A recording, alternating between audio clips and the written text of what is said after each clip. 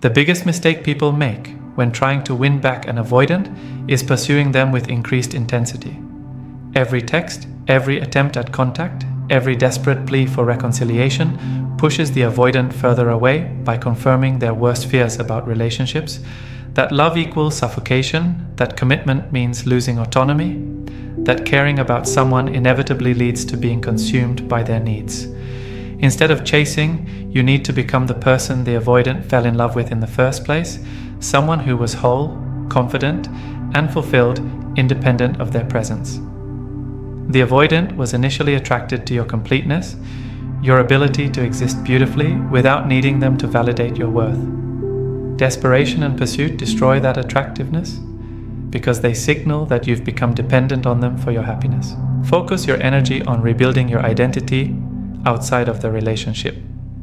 Pursue goals that excite you, reconnect with friends you may have neglected, explore hobbies that bring you joy, and invest in personal growth that has nothing to do with winning anyone back.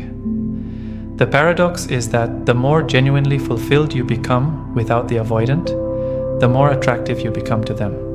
When the avoidant sees that you're thriving independently, that you haven't been destroyed by their absence, that you're capable of creating a beautiful life without them, it triggers something powerful in their psychology. They begin to miss what they lost instead of feeling relieved that they escaped emotional suffocation. Your well-being without them becomes more magnetic than any desperate attempt to convince them to return. Heal your anxious attachment and become securely attached. Avoidants are simultaneously attracted to and terrified of anxious attachment. The initial intensity and devotion feel intoxicating, but the underlying neediness and fear of abandonment eventually trigger their flight response. If you want an avoidant back, you must transform from someone who needs them to return to someone who would welcome them back but doesn't require it for happiness. Secure attachment is the avoidant's kryptonite because it offers everything they crave. Love without possession, connection without suffocation, intimacy without loss of identity. When you become securely attached, you can love the avoidant without trying to control them, appreciate their need for space without taking it personally, and offer emotional safety without emotional demands. This healing work requires honest self-examination of your own attachment wounds. Why do you need external validation to feel worthy? What childhood experiences taught you that love requires anxiety and pursuit? How can you develop the internal security that makes someone's presence a gift rather than a necessity?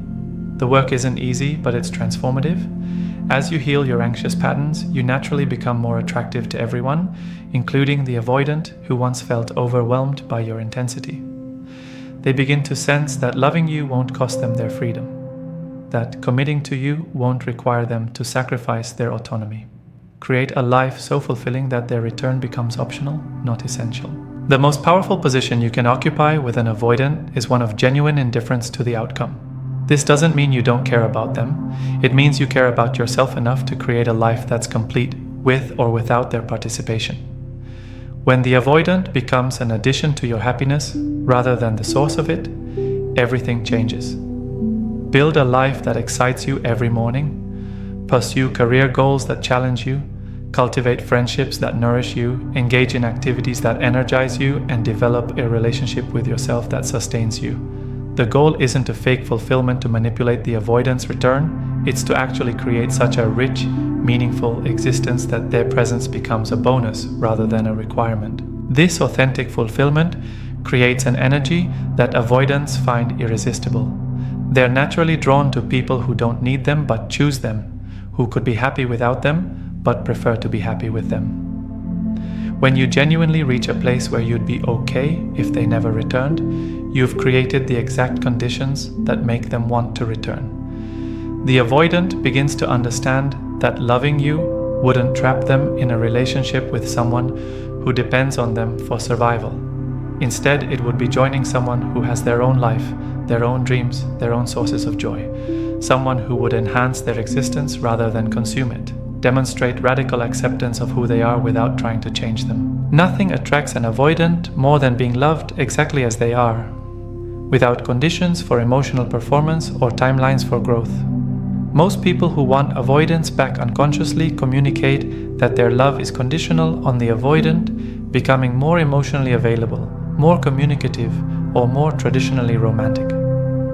This pressure creates the exact dynamic that drove them away originally. Instead, show the avoidant through your actions that you understand and accept their attachment style. Respect their need for space without taking it personally.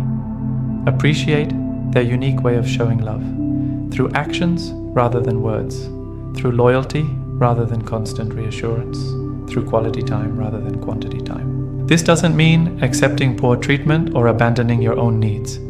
It means understanding that the avoidance way of loving is different, not deficient. When they feel accepted for who they are rather than pressured to become someone else, they naturally begin to soften and open up. The avoidant has spent their entire life believing they're fundamentally flawed, that their way of processing emotions and relationships is wrong or inadequate. When someone loves them without trying to fix them, it creates a safety they've never experienced. This safety is what allows them to eventually become more vulnerable and emotionally available, not because they're forced to change, but because they finally feel safe enough to grow. The ultimate paradox is that by focusing entirely on your own healing, growth, and fulfillment, you create the exact conditions that make reconciliation possible. The avoidant returns not to someone who needs them back, but to someone who has become worth coming back to.